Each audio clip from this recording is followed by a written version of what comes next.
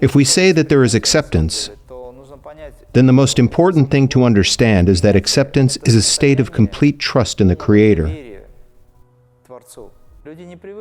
People are not used to being at peace, because the mind always imposes on them the concept of doing something. When you start practicing spiritually, when you awaken the qualities in yourself, the higher qualities, you start to feel from the inside that everything is happening exactly right.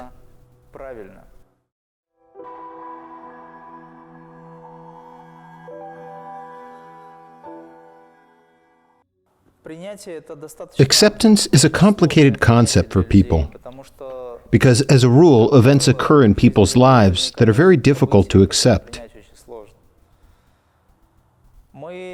We learn to accept everything, but in our normal state, man manifests himself selfishly. The ego is not bad. The ego is good. If there's no ego, there's no development. But the ego that is controlled is beautiful, and the uncontrolled ego, the uncontrolled mind, is suffering. Can we accept an uncontrolled mind? Can we accept suffering? This is the result of our actions. Again, it's a lack of knowledge.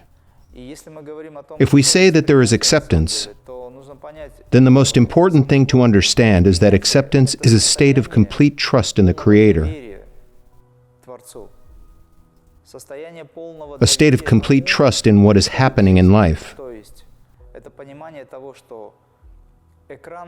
That is, it is an understanding that the screen of life on which a person is found is something that happens every day for the good. Then, with this understanding, it is easier for a person to follow the path of acceptance. If he doesn't believe it's for the good, usually we realize it later, but the moment it happens, we find it unbearable. It's hard. Where's God? Where is He looking? Why does He allow it? Wars, devastation, famine, anything unpleasant. After all, losing my 13th salary, depriving someone of one of their attachments, a lot of things, death of loved ones. It all seems unbearable to people. But mind you, it all goes away. And they say time heals. When it's getting easier, someone who wants to help, comfort, says, we must accept, move on. For some reason, everything happens so that the person calmly ends up calming down, moving on, when everything passes. Yes, there may be something left in the heart, resentment against life, against someone. But he lives anyway. It's a form of acceptance that naturally occurs. People who engage in self-development, trying to understand and accept this life as a manifestation of God or the Creator, suffer in the same way. But their suffering turns into compassion because they understand. Knowledge along the way makes a man very strong, very powerful. When a man knows, he knows how to accept. So acceptance is a state where you realize unity with the Creator through acceptance of Him as life. Acceptance of the Creator as life. Your life is a manifestation of God. Everything that happens in our lives, whether we are acting rightly or it just happens, is for the good. Because everything is predetermined. But this everything is preordained has a huge number of options, quantum uncertainties.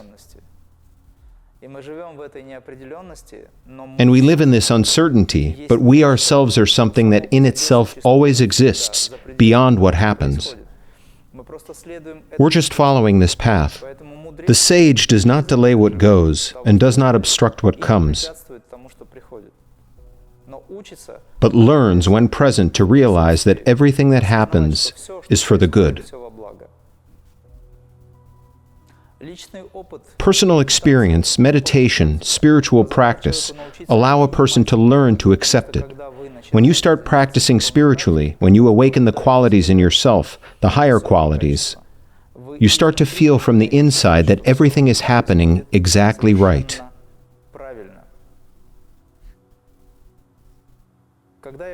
When I came out of another one of my experiences, the spiritual experience of deep unity, the first thing I was asked was, "What can you say? What is your message to the world?" I am not the Messiah to send messages to the world. What I did say, however, is that absolutely nothing matters. It doesn't make sense the way people put it, because everything is an illusion. Never mind. But everything should be beautiful. If it exists, then turn it into beauty. But I asked these people a question: which plane do you want to wake up in? What consciousness do you want to be in?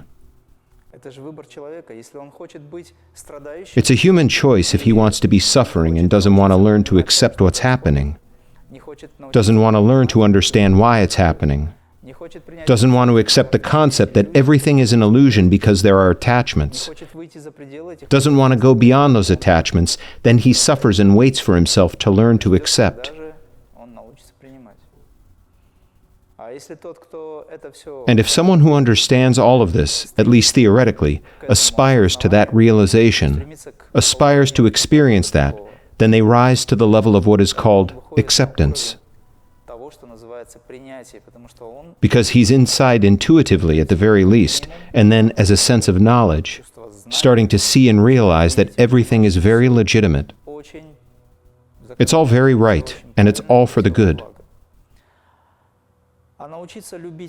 We can learn to love what we don't like when we go beyond our minds, and see that indeed everything that happens is completely right and just.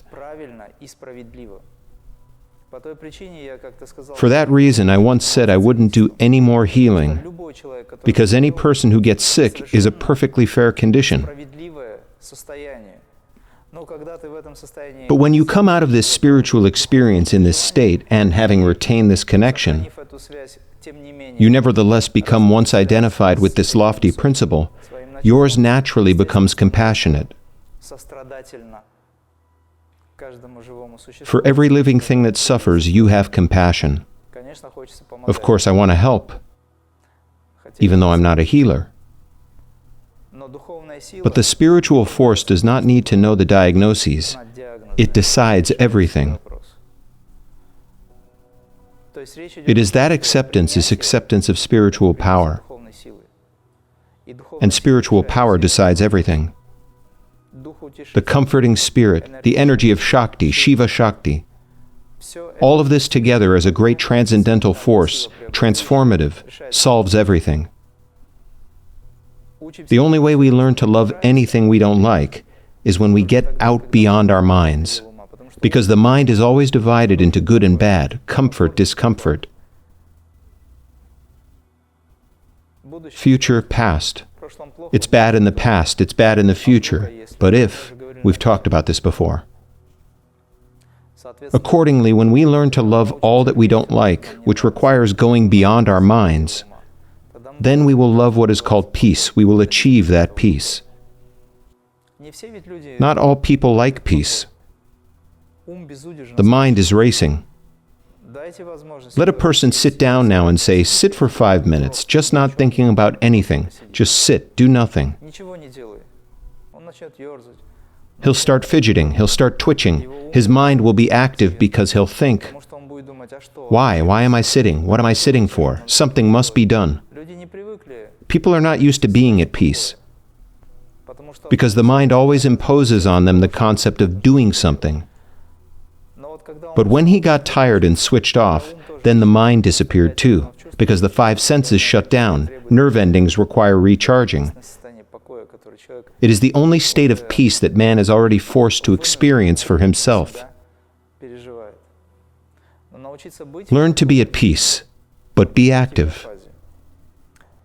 So externally you're at peace, internally you're very restless, or you're calm inside and you're very active on the outside. It makes a difference.